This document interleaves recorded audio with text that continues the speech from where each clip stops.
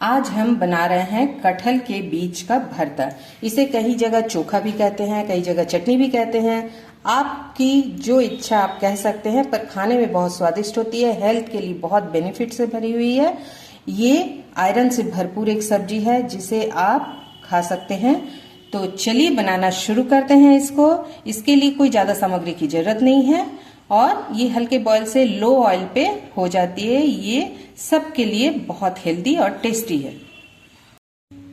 आज मैं आपके साथ शेयर करूंगी ये कटहल के बीज। अभी इस सीजन में बहुत आ रहे हैं पके कटहल, तो उनके ये बीज हैं जो खाने के बाद हो जाते हैं इस तरीके से। इसे मैंने धो के थोड़ा सा, धूप तो अभी नहीं है, ऐसे ही सुखा लिया है और इसे हम कुकर में सीटी लगा लेंगे। तो चलिए ये छिलकों को उतार देंगे। इस तरीके से छिलकों को उतार देंगे और फिर पूरे छिलके, तो छिलकों को इस तरीके से उतार लेंगे, देख सकते हैं। और छिलके उतारने के बाद कैसे हो जाते हैं आपको दिखाते हैं। तो ये देखिए, इस तरीके से हम सारे छिलकों को उतार लेंगे। तो चलिए दिखाते हैं आपको। तो हमने छिलकों को उतार कर और फिर कुकर में ये सीटी लगा लिया। देख सकते हैं ये अच्छी तरह से थोड़े सॉफ्ट हो जाने चाहिए इस तरीके से। तो आज बनाएंगे हम ये कटहल के बीज का भरता। तो चलिए आगे के प्रोसेस पे चलते हैं। कढ़ाई की तरह गैस में, तो ये हमने गैस पे चढ़ा दी है कढ़ाई। अब इसमें डाल देंगे सरसों का तेल। तो इस तरीके से हम सरसों का तेल डाल देंगे। सरसों की तेल गर्म हो गई है, इसमें डाल देंगे हम 4 सूखी लाल मिर्च। इसे हम अच्छे से फ्राई कर लेंगे।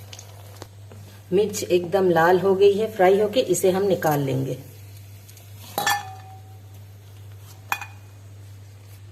अब इसी गरम तेल में हम डाल देंगे ये लहसुन जो मैंने लिया है। इसे फ्राई कर लेंगे अच्छे से लाल होने तक। चलिए, तो लहसुन बिल्कुल हमारी एकदम गुलाबी हो गई है। अब इन सबको हम निकाल लेंगे पहले एक प्लेट में। तो चलिए निकाल लेते हैं इस तरीके से। तो ये लहसुन और मिर्च हमारी तल गई है। चलिए अब हम प्याज भून लेते हैं। तो मैंने 2 मीडियम साइज के प्याज, ये 2 मीडियम साइज के प्याज मैंने इस तरीके से रफली चॉप कर लिए। चलिए अब इसे भी गरम तेल पे डालते हैं। तो चलिए तेल में डाल देते हैं प्याज को। इस तरीके से हम प्याज को अच्छे से थोड़ा गुलाबी होने तक भूनेंगे। इसमें 1 से 1.5 मिनट लगेंगे। तो चलिए इसे भूनकर आपको दिखाते हैं। तो ये इस तरीके से हमें भूनना है। अभी 1 मिनट और लगेंगे। प्याज हमारे भून गया है। चलिए इसे अब ठंडा होने के लिए किनारे रख देते हैं। चलते हैं आगे के प्रोसेस में।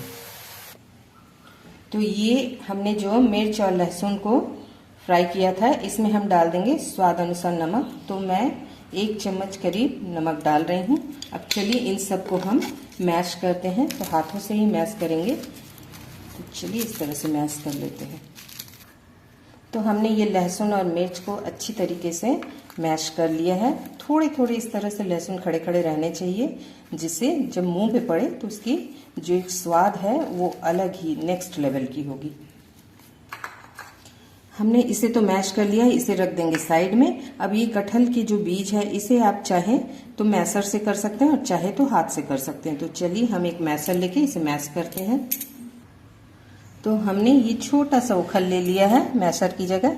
इससे आप इस तरीके से अच्छे से कूट लीजिए। देखिए सॉफ्ट है, कोई कोई बीजे थोड़े से हार्ड हो जाते हैं, लेकिन ज़्यादातर सॉफ्ट ही रहते हैं। तो इस तरीके से सारे बीजों को हम मैश कर लेंगे।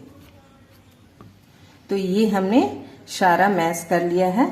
अब इसमें हम डालेंगे एक एक चीज़ों को। तो चलिए डालते हैं।